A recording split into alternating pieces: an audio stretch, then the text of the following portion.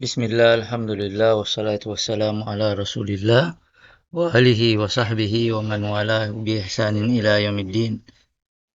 Ahadithul arba'in an-nawawiyah. Al-hadithul awwal an amiril mu'minin Abi Hafsin Umar ibn al-Khattab radhiyallahu ta'ala anhu qala sami'tu Rasulullah sallallahu alaihi wasallam yaqul innamal a'malu binniyat wa innama likulli imri'in ma nawa.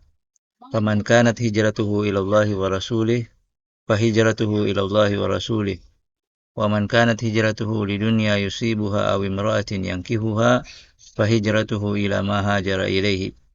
رواه إمام المحدثين أبو عبد الله محمد بن إسماعيل بن إبراهيم ابن المغيرة ابن بردزبة البخاري وأبو الحسين مسلم بن الحجاج ابن مسلم القشيري النيسابوري في صحيحيهما اللذين هما أصح الكتب المصنفة.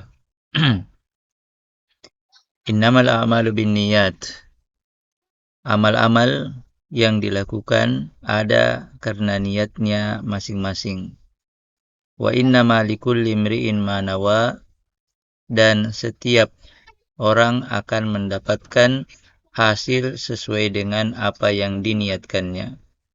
Faman kanat hijratuhu ilallahi wa rasulihi, maka barang siapa yang hijrahnya kepada Allah Subhanahu wa taala dan kepada Rasulnya alaihi salatu wassalam, maksudnya sebagai bentuk ketaatan kepada Nabi alaihi salatu wassalam, fa hijratuhu ilallahi wa rasulihi, maka hijrahnya akan dinilai sebagai sebuah ketaatan kepada Allah dan sebagai sebuah ketaatan kepada Rasulnya alaihi salatu wassalam. Wa man kanat hijratuhu lidunya yusibuha, dan barang siapa yang hijrahnya karena dunia yang hendak diraihnya, aw imra'atin yankihuha, atau untuk mendapatkan wanita yang hendak dinikahinya, fa hijratuhu ila ma hajara ilaihi, maka hijrahnya itu akan mendapatkan seperti yang diniatkannya. Banyak pelajaran yang bisa kita dapatkan dari hadis ini. Di antaranya adalah bahwa hadis ini oleh ulama kita dinyatakan sebagai sulusul ilmi, sebagai sepertiga ilmu, atau sulusu ad-din, ya, atau sepertiga dari agama. Kalau dinyatakan sepertiga berarti ada 3 bagian, ya, yang merupakan inti dari agama kita, tergambar melalui 3 hadis. Salah satu di antaranya adalah hadis ini, hadisu innamal a'malu binniyat. Kemudian hadis yang lainnya adalah hadisu man ahdatsa fi amrina hadza ma laysa minhu fahuwa raddun. Ya, hadis Aisyah radhiyallahu taala anha sebagaimana yang disebutkan di dalam hadis yang kelima, afwan. Ya, an ummil mu'minin ummi Abdillah Aisyah radhiyallahu anha qalat qala Rasulullah sallallahu alaihi wasallam man ahdatsa fi amrina hadza ma laysa minhu fahuwa raddun. Kemudian hadis yang ketiga adalah hadis innal halala bayyin wa innal harama bayyin, sebagaimana yang disebutkan di dalam hadis yang ke-6 an Abi Abdullah An-Nu'man ibn Bashir radhiyallahu anhu maqala sami'tu Rasulullah sallallahu alaihi wasallam yaqul innal halala bayyin wa innal harama bayyin wa bainahuma umurun mushtabihat la ya'lamuhunna katsirun minan nas faman ittaqa syubuhat faqad istabra'a li dinihi wa irdihi wa man waqa'a fi syubuhat waqa'a fil haram karra'i yar'a hawla al-hima yushiku ay yarta'a fihi ala wa inna likulli malikin hima ala wa inna himallahi maharimuh ala wa inna fil jasadi mudghatan idza salahat salahal jasadu kulluhu wa idza fasadat fasadal jasadu kulluhu ala wa hiyal qalbu, rawahul Bukhari wa Muslim. Dan ini disebutkan, ya, oleh Al-Imam Ahmad rahimahullah, dikatakan bahwa usulul islami ala salasati ahadits. Ya, pondasi dasar yang membangun agama kita ini berada pada 3 hadis, ya. Disebutkan dalam 3 hadis. Yang pertama adalah hadis innamal a'malu binniyat, hadis Amirul Mukminin Abi Hafsin Umar bin Al-Khattab radhiyallahu taala anhu. Al-hadisul awal min al-arba'in an-nawawiyah.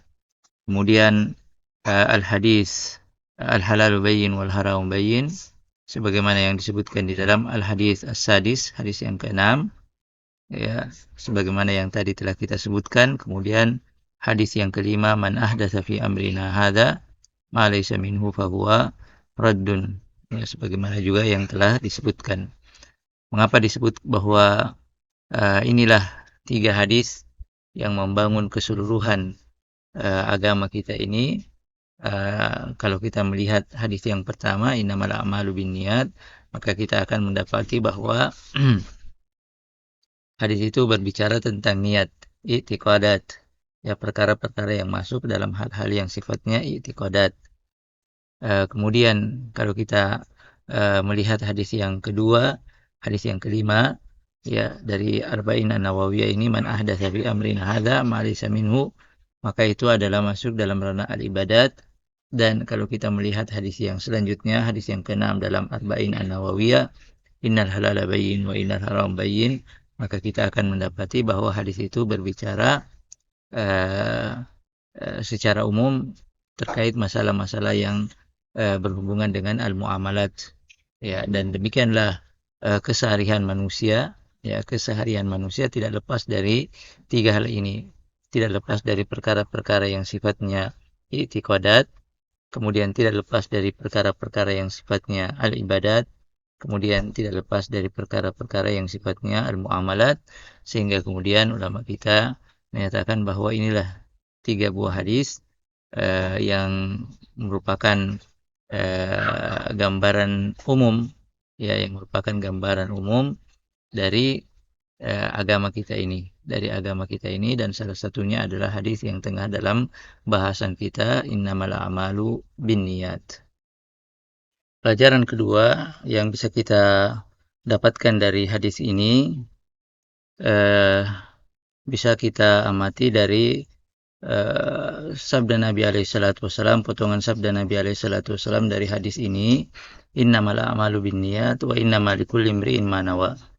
Nah, kita menyimak bahwa potongan hadis tersebut terdiri dari 2 penggalan, ya, terdiri dari 2 penggalan pernyataan. Pernyataan yang pertama adalah pernyataan beliau innamal a'malu binniyat. Kemudian penggalan yang kedua adalah wa innamal likulli imri'in ma nawa. Nah, pertanyaannya sekarang adalah apakah penggalan pertama ini memiliki makna yang sama dengan penggalan pernyataan yang kedua, innamal a'malu binniyat, apakah memiliki makna yang sama dengan pernyataan wa innamal likulli imri'in ma nawa? Nah, ulama kita dalam masalah ini ada 2 pendapat, ya. Yang pertama, mereka menyatakan bahwa kedua pernyataan ini memiliki makna yang sama.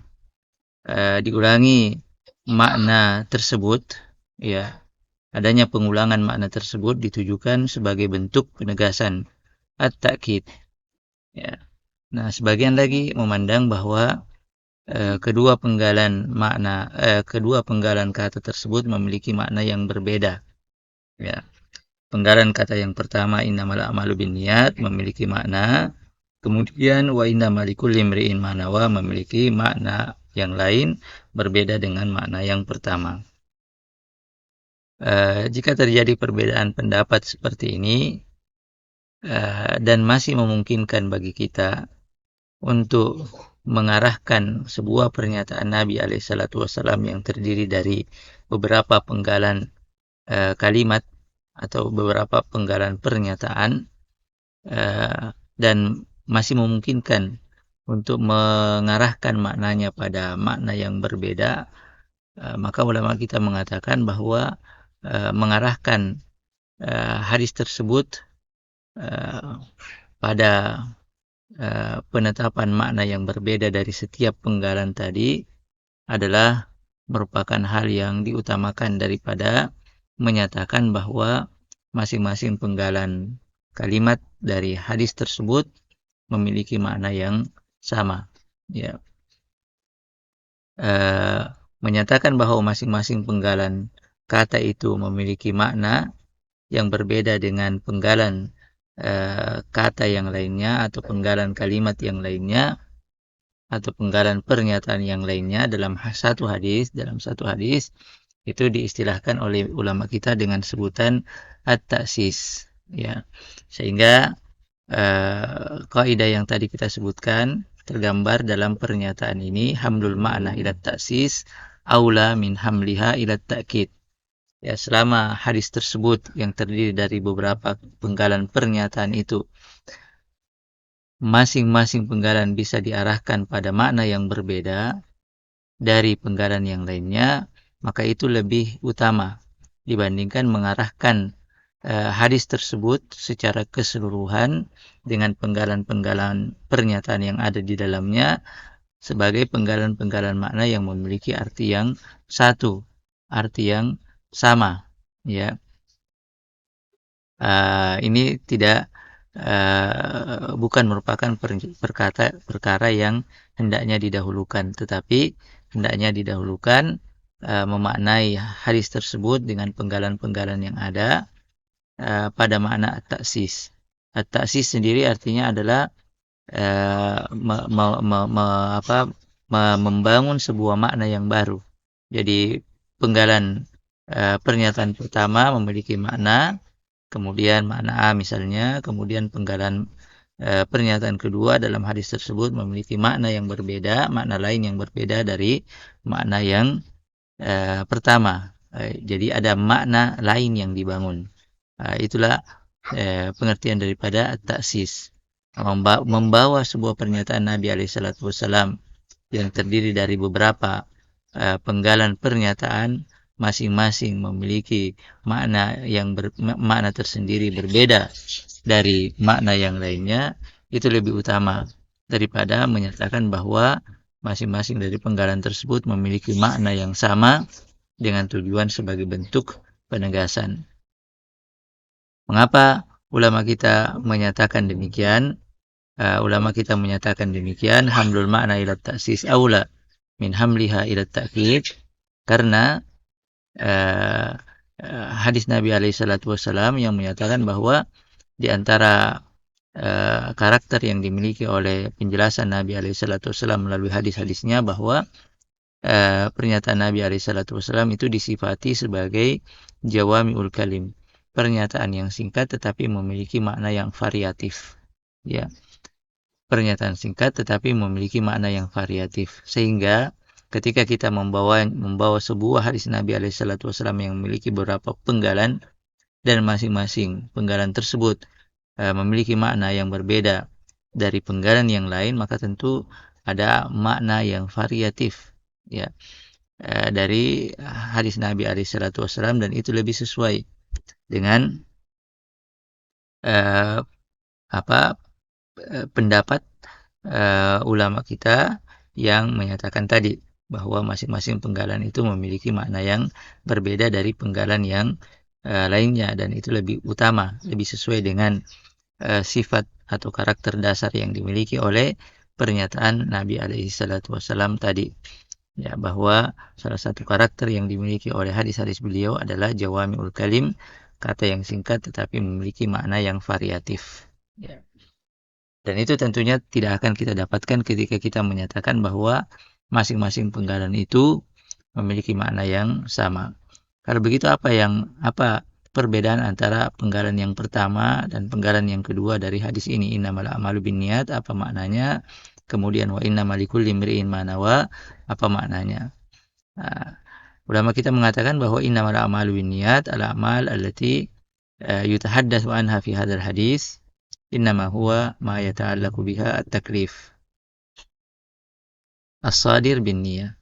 Ini penggalan pertama ini mau menegaskan bahwa al-amal yang dimaksud dalam rangkaian hadis ini adalah amal-amal yang terkait padanya pembebanan agama. amal-amal yang dilakukan dan terkait pada amalan tersebut pembebanan agama. Artinya amalan-amalan uh, yang ada karena dorongan niat. Yang ada karena dorongan niat. Sehingga kita mengartikan innamal a'malu binniyat, sungguhnya amal-amal itu ada karena niat yang mendasarinya. Nah, dari situ kita bisa menyatakan bahwa tidak masuk dalam pernyataan ini adalah tidak masuk dalam pernyataan ini amal-amal yang tidak didasari pada niat. Misalnya amal-amal yang dilakukan dalam keadaan tidak sadar, ya, maka ini tidak masuk dalam apa yang dibicarakan di dalam hadis ini. Demikian juga amal-amal yang dilakukan oleh orang-orang yang belum sampai belum anak-anak kecil yang belum mukallaf, ya, anak-anak kecil yang belum mukallaf.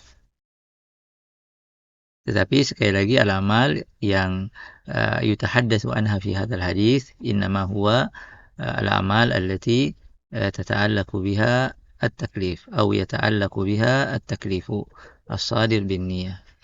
Kemudian pada penggalan yang kedua wa innama likulli imri'in ma nawa, ini mau menjelaskan kepada kita jaza'u